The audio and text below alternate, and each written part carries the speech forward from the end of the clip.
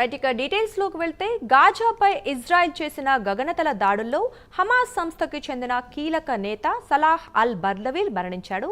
Khan Younis పై Israel చేసిన దాడుల్లో బర్దవీల్ అతని భార్య నివసిస్తోన్న టెంట్ పై మిసైల్ పడటంతో మరణించారని హమాస్ సంస్థకి అనుకూల మీడియా ప్రకటించింది. ఈ విషయాన్ని హమాస్ సంస్థ ధృవీకరించింది. ఇలాంటి దాడులతో తమ లక్ష్యం పట్ల నిబద్ధతని, మానసిక స్థైర్యాన్ని దెబ్బతీలేరని హమాస్ తెలిపింది. హమాస్ సంస్థకి చెందిన మీడియా సలహాదారు తాహెర్ అల్ నోనో తన ఫేస్బుక్ పోస్ట్లో ఈ విషయాన్ని వెల్లడించారు.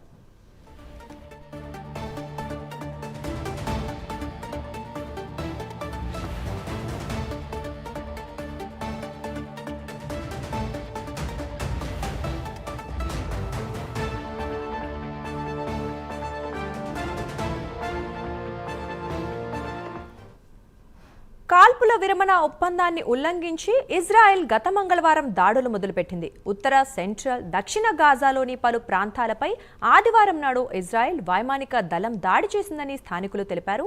3 మున్సిపల్ ఉద్యోగులు సహా శనివారం నాడు మొత్తం 30 మంది మరణించారని పాలస్తీనా అధికారులు వెల్లడించారు.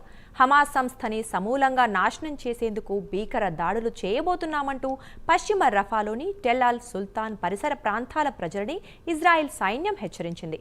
వెంటనే ఆ ప్రాంతాన్ని ఖాళీ చేసి సురక్షిత ప్రాంతాలకు వెళ్లాలని ఇజ్రాయెల్ మిలిటరీ అధికార ప్రతినిధి అవిచే ఆద్రి సూచించారు.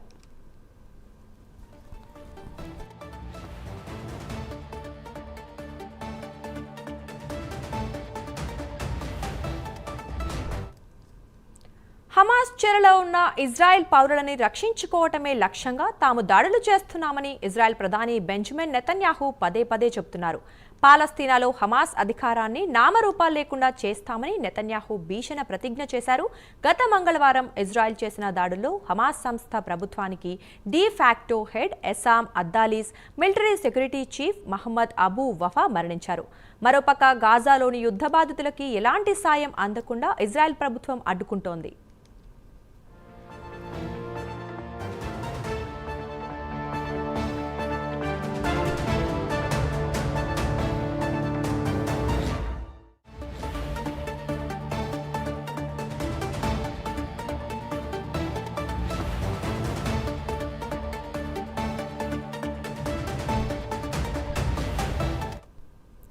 గత మంగళవారం గాజాపై ఐడిఎఫ్ దళాలు చేసిన భారీ దాడుల్లో 400 మందికి పైగా చనిపోయారు. పెద్ద సంఖ్యలో ప్రజలు గాయపడ్డారు. మృతుల్లో ఎక్కువ మంది చిన్నారు, మహిళలే ఉన్నారు. ఇందుకు తగిన మూల్యం చెల్లించుకోవాల్సి వస్తోందని ఇజ్రాయెల్ని హమాస్ సంస్థ హెచ్చరించింది. గురువారం ఇజ్రాయెల్ జరిపిన దాడుల్లో 85 మంది ప్రాణాలు కోల్పోయారు. హమాస్ బందీలను విడిచిపెట్టకపోతే గాజాలోని భూభాగాలను ఒక్కొక్కటిగా ఆక్రమిస్తామని ఇజ్రాయెల్ రక్షణ మంత్రి కాడ్జ్ హెచ్చరికలు చేశారు.